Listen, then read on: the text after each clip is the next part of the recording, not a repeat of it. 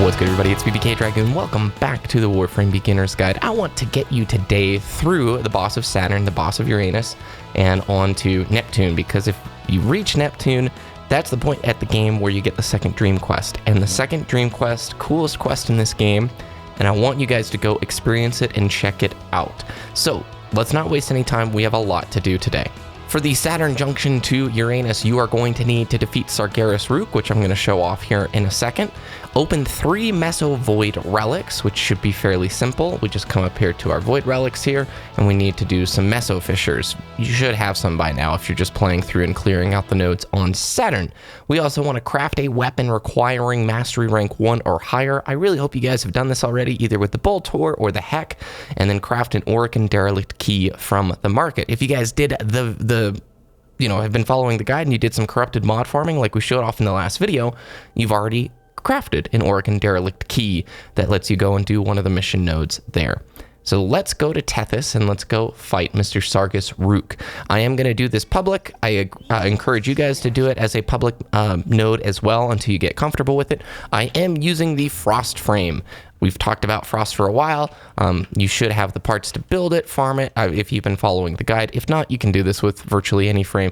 But Frost is really a tanky frame, and so it makes a lot of the stuff coming up quite a bit easier, in my opinion, than running Excalibur. You can use whatever you want because this is Warframe. So let's go fight him. Did you get spawned into the boss? No, we did not. So if you die on this mission node, it is totally okay because these are armored enemies, and it's really going to start squishing down the amount of damage that you're doing. However, the Heck is super high in puncture damage, which helps you kind of keep pushing that damage down to range. Look at the weird field of view thing. That was crazy. So here's the boss, our boss man. You shoot him in the little blue spot, and then he is going to shoot lots of flames. So it's best to get in the ceiling if you die. Oh my gosh, oh my gosh, oh my gosh. If you die, it is okay. You get 4 revive tokens. But when you shoot him in the little blue spot, I'll get up close and personal with him. He has invulnerability phases, but he does just deal a massive amount of fire damage. So revive your buddies. When you see his blue spot open, when you see the blue spot open like this, do the damage, then he's invulnerable, and then try and get up high to negate some of that damage. Oh, there, back open blue. And when he's got a few phases to him. He'll follow you around, like this fire will chase you around the room when it gets late enough into the fight. So that's generally what most players die to. He's kind of a fun challenge to solo if you guys want a fun boss to go after solo, but these guys were on top of the ball here. This is where you can farm the Ember frame. Ember's really cool for clearing out a ton of low-level mobs. So I recommend picking up Ember if you want to just farm this guy for a while. And that's it. That is Mr. Sargas Rook. Super easy fight. If you guys have the Heck, it's much easier. And finally, if you're running Frost, Frost makes life even better. I guess I should explain Frost's abilities. Frost 3 is a snow globe that makes this defensive snow globe where obviously you can shoot out of it, but enemies can't shoot into it. You cannot shoot people inside the bubble. If you want to pop the bubble, you come to the edge, you use your number 1 ability, and that bursts the bubble. Your 1 ability freezes enemies, which is pretty cool. Also, if some enemy melee attacks you, there's a chance that they will get frozen. The number 2 ability sends out this little spiky wave of frozen ouch ouch. And then the number 4 ability basically is a giant AoE, freezes enemies, then shatters them. And it can be a really easy wave clear.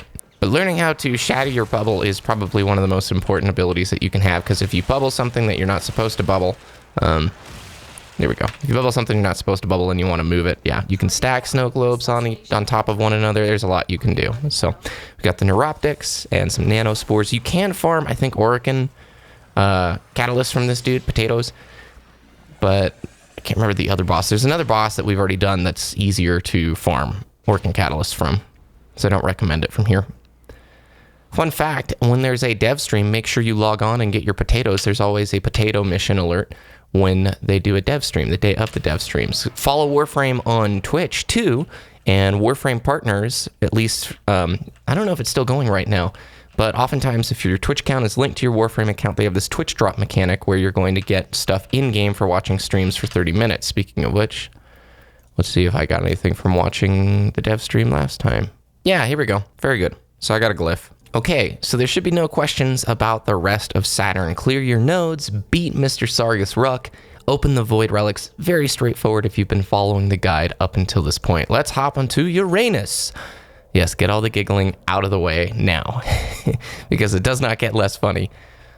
This is a pretty hard planet. If you're not modding correctly, this is going to start to be a point where you're going to get killed quickly by enemies in this place, period. So get used to it. It's okay. It's normal. Play with friends. Use the public matchmaking option. Clear nodes. Don't be afraid of downing and dying. The game starts to get more challenging here. Remember, if you have those corrupted mods that we were talking about in the previous video, I tried to pin and thumbs up as many comments as possible from the veterans explaining a few of those corrupted mods. It's best not to max the upgrade out because it's there's diminishing returns, some of which, you can have X amount percentage max here, so upgrading the mod past that point doesn't really make sense. Anyway, let's talk about the Neptune Junction. Complete the quest Nata. Defeat Tyl Regor at Titania. Complete any 5 missions on Uranus with only your melee weapon equipped. And open, I said that weird with like a T, equipped. Anyway, it's equipped. Open 3 caches during any sabotage mission on Uranus. Make sure you're opening up the Grineer caches as you're completing those sabotage missions. That one actually isn't that hard, but the boss here can kind of be a pain if you don't know what you're doing. And the quest Nata, you're not actually going to have right now. All right, in order to get the Nata quest, you're going to need to scan one of these oculists with your scanner. These will start showing up on your missions in Neptune randomly. Don't need to kill them, just pull out the codex scanner, scan it, and that will get you the Nata quest. The Nata quest is going to lead you into the second dream quest, so I'm not going to cover any of that spoilery stuff. Just know this is where I think the story of Warframe takes off, and this is why I really want to get you guys to the second dream quest, because it's really stinking cool. Let's go beat Tyl Regor, though. Getting to the boss on this particular tile set requires you to get a little wet, get into the water, hop into your Jiminy Christmas, I got stuck there. You're going to have to use your arc wing in the water, and it's easy to get lost. This is a tile set that I can't tell if I like it or if I mean, I like the way it looks visually, but the whole hopping in the water thing gets kind of old. And down we go. Do we hop in the water? No, not over yet. Make sure you have your game audio turned up because Tyl Regor's dialogue is fantastic in my opinion. It's really, he's got a lot of personality for a boss. He's actually a cool boss fight. Oh, we didn't have to go through the water. Holy cow, we got super lucky. So here's the boss room. I'm just going to slide in here and wait for our teammates to get a little bit closer. That's awesome. So while we have a... Oh, cool. I've never seen that. Look at the whales. Little space fish. So while we have a second, we're going to drop our snow globe when the fight begins right underneath this giant statue. I'm looking at the grundle of a Grineer. That was gross. And we're going to fight him on the floor. Eventually, he's going to get to phase 2 where he's going to break the glass. Water's going to come flowing in. And we all need to hop up here onto the balcony to continue the fight. If you have a heck, your heck is going to be dealing quite a bit of damage. But you'll notice these are a little bit higher level enemies. So prepare for maybe a couple downs. It's easy to get killed here, especially with some of the enemies he's going to spawn in this fight. Okay, teammates are taking a while. I'm gonna, oh, nope. I'm gonna cut ahead until the point where the boss is here. Hi. Whoa, whoa, that Valkyrie looks sick. Hello. Cool enemy, dude. Okay, so we're gonna bubble. If he comes in the bubble, he gets slowed. Yay, he's slowed. Now we just shoot him a lots. Deal the damage. He's gonna spawn a couple of I can't remember what they're called. It's time. It's a certain type of Grineer, assassin or something like that.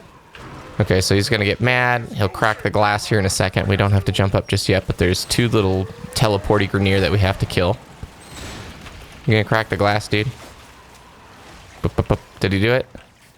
It's really cool when he does it. This is like one of my favorite boss rooms.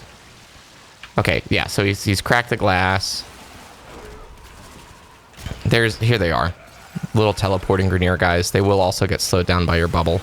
You can freeze them with your number 1 ability as well. Come here. Come here. Okay, so he's done. Lots of fire. There he is. Alright, cool. So I think Tyl Regor comes back down. Where? Where is he?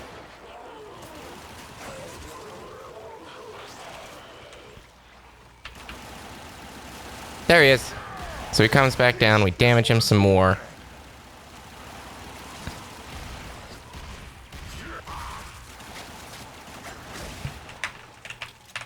Break the glass. It's so cool. You go. Oh, here we go.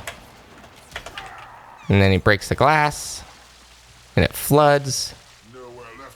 Then you want to jump up here. Then there's going to be a few more of those teleporting Grineer.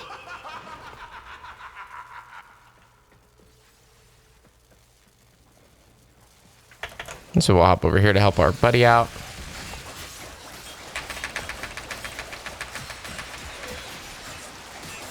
Derelict Bombardier. Is that what it's called? I think that's what it's... Oh, a Dark Manic.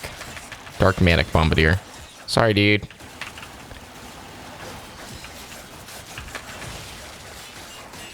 Dude, these guys are getting sliced up hard. Whoa! Don't do what I just did. I don't even know how you get out of the water. Oh, there we go. Okay. It's the first time I've ever fallen in the water.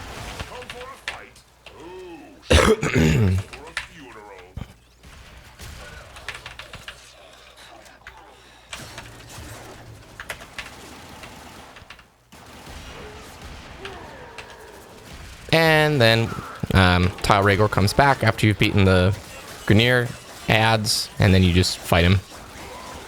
Where'd he go?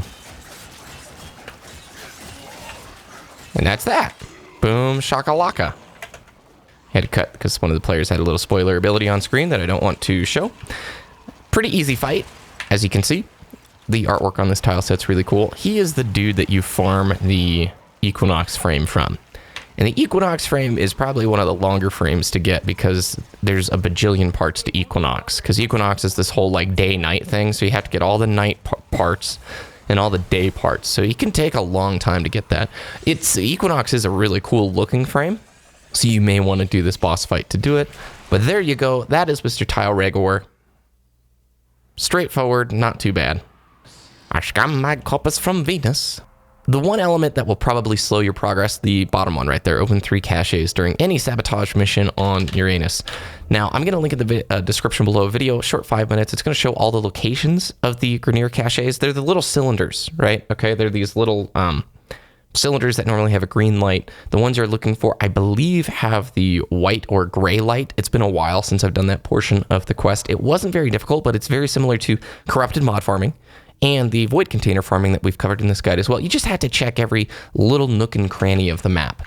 That's important. So the tile set can seem a little bit tricky because it is. There's so many little holes and stuff. So the video is actually useful just to give you guys a sense of where you possibly want to go, like some of the corners that you may want to check and whatnot.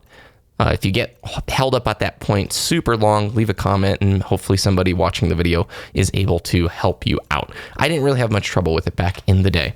And boom, there we go. So yes, the game is getting more challenging at this point. It definitely should be representing a lot more damage output for you as a player if you're doing the corrupted mod farming, but also the enemies are going to be pushing a lot more damage back in your face. And I like that. I mean, the game up until this point probably felt like death was not a really big threat, but now you're going to have to start thinking about the frame that you're using, how you're using it, being cautious with how many ads you engage at once, etc. And that's really cool. And it gets a little bit more challenging from here on out. The second Dream Quest. I don't want to spoil anything about it because it is such a cool quest. I have a hard time saying it's my favorite quest in the game because there's one a little bit later that I think takes the cake for me. But the second dream is one of those really wow moments. And if you guys get through the second dream quest, I would love to see your reactions to it in a non-spoiler way in the comments. That would be something really cool to see. When you finish with the second dream quest, and I'm going to do this my best way to not spoil anything, you're given a choice at the end of that quest. And all I'm going to tell you is the word Zenuric. That is the choice I recommend. Zenuric. Okay? So when you get through the quest, Zenuric is the one I recommend. Wink, wink. Nod, nod. Know what I mean? For those of you guys who are curious what the next steps for the guide are, to be honest, for me personally, the veterans, just to let you guys know where I'm at, I am probably 3 to 5 hours past the War Within quest, completing my nodes and pushing the story further. But I need myself time to actually put into learning more about this game. I'm still quite a bit a ways ahead of where this beginner guide is at, like I'd say, I don't know, 30, 35 hours ahead of where the guide is at right now.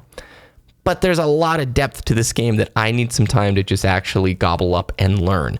So this is a really good bookmark for the series. I'm going to continue creating it, but just know this is a very pivotal point in the guide. If you've been following it, you reach this spot, and then you go and complete the second dream. This is like when the Xbox achievement pops up at the bottom, and it's like, it now says rookie to novice. This is the point where you're graduating into the next level of your Warframe experience and adventure.